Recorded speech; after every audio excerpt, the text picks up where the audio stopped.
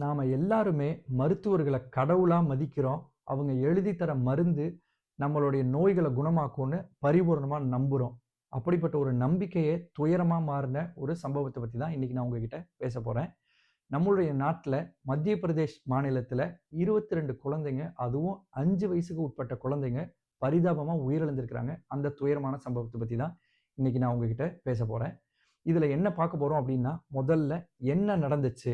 அடுத்ததா இது ஏன் நடந்துச்சு? 3வதா இந்த மாரி சம்பவத்திலேருந்து நாம என்ன கத்துக்கிறோம்? எப்படி நம்ம இந்த மாரி ஒரு சம்பவம் இனிமேல் நடக்காம இருக்கிறதுக்கு நம்மள நாமே காப்பாத்திக்க முடியுங்கிறது தான் பார்க்க போறோம்.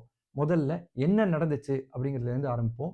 இது ஒரு குழந்தைக்கு சளி அப்படின்னு சொல்லி டாக்டர்ட்ட போனப்போ அவர் எழுதி தந்த ஒரு காஃப் சிரப்னால வந்த பின்விளைவு தான் இந்த இவ்ளோ பெரிய சம்பவம். இந்த குழந்தை வந்து நான் சொன்ன மாரி சளி அப்படின்னு சொல்லி டாக்டர்ட்ட போகுது. அவரு வந்து கோல்ட்ரிஃப் அப்படிங்கிற ஒரு காஃப் சிரப்ப எழுதி தர்றாரு. அத குடிச்ச உடனே அந்த குழந்தைக்கு என்ன ஆகுது அப்படின்னு கேட்டீங்கன்னா, வாந்தி, மயக்கம் அது மாரி வேற சிம்ப்டம்ஸ்லாம் வருது. மறுபடியும் அவங்க டாக்டர்ட்ட அழைச்சுட்டு போறாங்க. அவங்க என்ன சொல்றாங்க அப்படின்னு கேட்டா, கிட்னி ஃபெயிலியர் ஆரம்பிக்குது. அதாவது சிறுநீரக கோளாறு வந்து ஆரம்பிக்குது அப்படின்னு சொல்றாங்க. மேற்கொண்டு சிகிச்சை பண்ணணும்னு சொல்றாங்க. ஆனா, அந்த சிகிச்சை பலன் இல்லாம அந்த குழந்தை பரிதாபமா உயிரிழந்துருது. அதுக்கப்புறம் தொடர்ந்து 2 வாரத்திலேயே அந்த எண்ணிக்கை அதிகரிச்சு மொத்தம் 22 குழந்தைங்களோட உயிர் வந்து பறிபோகுது. அதுக்கப்புறம் தான் இந்த விஷயம் அரசாங்கத்தோட பார்வைக்கு வருது. வரும்போது அவங்க என்ன பண்றாங்க அப்படின்னு கேட்டீங்கன்னா, அந்த மருந்து எங்கேருந்து தயாராகுது? அதுல என்ன இருக்குதுங்கிறத வந்து ஒரு ஆராய்ச்சி பண்ண ஆரம்பிக்கிறாங்க. இதுல இன்னும் நாம தலகுனிய வேண்டிய விஷயம் என்னன்னா, அந்த கோல்ட்ரிஃப் அந்த காஃப் சிரப் தயாராகிறது நம்மளுடைய தமிழ்நாட்டுல காஞ்சிபுரத்துல இருக்கிற ஸ்ரீசன் பார்மசூட்டிகல்ஸ்ங்கிற ஒரு கம்பெனினால தான் தயாரிக்கப்பட்டிருக்கு.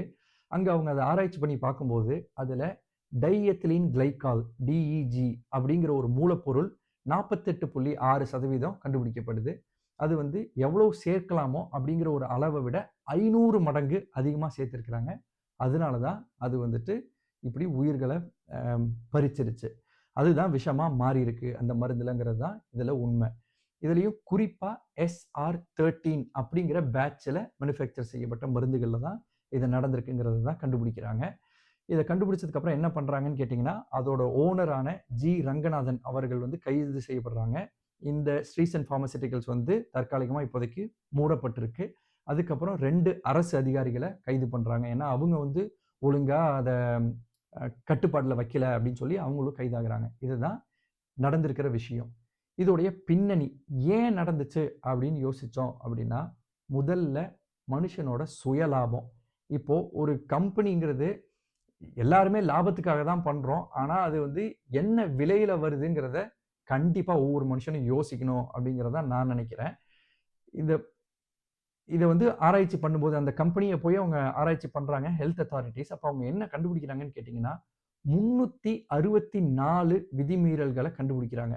அப்போ லாபத்துக்காக ஒரு தரமற்ற பொருள வாங்கி, தரமற்ற இடத்துல, தரமற்ற மூலப்பொருட்கள வச்சு இவங்க ஒரு மருந்த தயாரிக்கிறாங்கன்னா, அது எவ்வளோ பெரிய பின்விளைவ கொண்டு வருது அப்படிங்கிறத நாம எல்லாரும் புரிஞ்சுக்கணும்.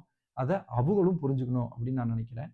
நம்பர் 2 இதுல வந்து அவருக்கு மட்டும் தனிப்பட்ட விதமா அந்த கம்பெனிய மட்டும் நம்ம குறை சொல்லிற முடியாது. அரசாங்கத்துக்கும் ஒரு பொறுப்பு இருக்கு. WHO நம்ம எல்லாருக்கும் தெரியும். World health organisation.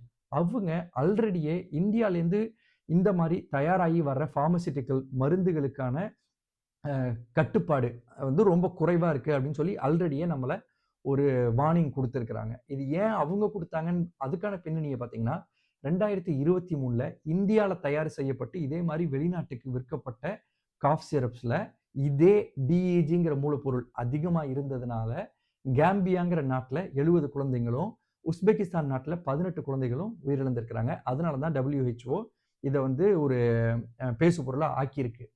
அப்படி அவங்க ஆக்கியும், அவங்க அந்த ஒரு வார்னிங்க குடுத்தும், நாம அரசாங்கம் ஏன் ஆக்ஷன் எடுக்கல?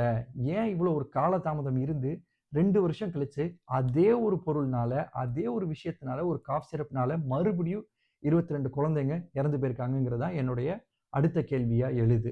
இது எல்லாத்தையும் மீறி நம்மளுடைய லோக்கல் அத்தாரிட்டீஸ் அதாவது தமிழ்நாடு அரசாங்கத்துக்கும் இந்த ஒரு ஒரு பொறுப்பு இருக்கு. அவங்க என்ன பண்ணணும் அப்படின்னு கேட்டா, இந்த மாரி கம்பெனிஸ ரெகுலரா ஆடிட் பண்ணுவாங்க. எல்லாம் கரெக்ட்டா இருக்கா அப்படின்னு சரி பார்ப்பாங்க. அப்போ எல்லாம் ஓகேவா இருந்தா தான் மறுபடியும் அதுக்கு ஒரு அங்கீகாரம், அதாவது ரீசர்டிஃபிகேஷன் குடுப்பாங்க. கடந்த 2 வருஷமா அந்த மாரி ஒரு எந்த ஒரு ஆடிட்டும் நடக்கல அப்படிங்கிறதும் இந்த விஷயத்துலேருந்து தெளிவா இருக்கு.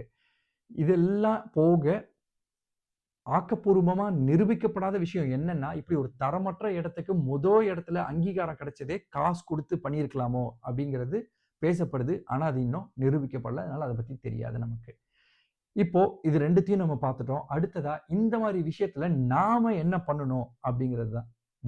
விஷயம் நாம பண்ண வேண்டியது எந்த ஒரு மருந்து வாங்குனாலும் அதோடைய எக்ஸ்பயரி டேட்ட கண்டிப்பா செக் பண்ணுங்க. எக்காரணத்துக் கொண்டும் எக்ஸ்பயர் ஆனது அது 1 நாளா இருந்தா கூட பயன்படுத்தாதீங்க. உடனே குப்பையில தூக்கி போட்டுருங்க. முடிஞ்ச அளவுக்கு புதுசா வாங்கியிருந்தீங்கன்னா, அந்த பார்மசில போய் கம்ப்ளைண்ட் பண்ணுங்க. அடுத்தவங்களும் அதுல பாதிக்கப்படாம இருப்பாங்க. 2வது விஷயம் என்னன்னா, நாமளே வீட்ல மருந்துகள தயவு செஞ்சு அம் எடுத்து நாமளா சாப்பிட்டுக்க கூடாது. இந்த விஷயத்துக்கு அது நேரடியா தொடர்பு இல்லனாலும், அதுவும் ஒரு காரணம் தான் பொதுவா. நம்மளுக்குள்ள அந்த பழக்கம் இருக்கு. நம்மளே ஒரு பாராசெட்டமால் அட்டைய வீட்ல எடுத்து வச்சுக்க வேண்டியது. ஏதாவது ஒண்ணுனா நம்மளே எடுத்து போட்டுட்டு இருக்க வேண்டியது. தயவு செஞ்சு அந்த மாரி பழக்கங்கள கைவிடுங்க. இன்னும் அட்வான்ஸ்டா நீங்க போணும் அப்படின்னு நினைச்சீங்கன்னா, இப்ப எல்லார்கிட்டயும் நம்மகிட்ட மொபைல் இருக்கு, இன்டர்நெட் இருக்கு. இந்த மாரி மருந்துலலாம் கியூஆர் கோடோட வருது. அத நீங்க ஸ்கேன் பண்ணி அதோட ஆத்தென்டிசிட்டி நீங்க செக் பண்ணிக்கலாம். இதெல்லாம் தான் நம்ம பண்ண பண்ண முடியிற விஷயங்கள் இந்த மாரி விஷயத்துல. கடைசியா நான் உங்கள்ட்ட என்ன கேட்டுக்கிறேன் அப்படின்னா, இதுக்கான விழிப்புணர்வ உங்களுடைய நண்பர்கள் மற்றும் குடும்பத்தினரோட கண்டிப்பா பகிருங்க. மெயினா இந்த கோல்ட்ரிஃப்ங்கிற மருந்து, அது மட்டும் இல்லாம இந்த விஷயம் நடந்ததுக்கு அப்புறம் இந்திய அரசாங்கம் 2 காஃப் சிரப்ப இதோட சேர்த்து பேன் பண்ணியிருக்கு. அது என்னென்ன அப்படின்னு கேட்டீங்கன்னா, ரெஸ்பி ஃப்ரெஷ் அப்படிங்கிற இன்னொன்னு, அப்புறம் ரீலைவ் அப்படிங்கிற ஒரு காஃப் சிரப். இந்த 3 காஃப் சிரப் யார் வச்சிருந்தாலும் தற்காலிகமா அத கண்டிப்பா பயன்படுத்தாதீங்கன்னு சொல்லி, நீங்க அதுக்கான விழிப்புணர்வ ஸ்ப்ரெட் பண்ணுங்க.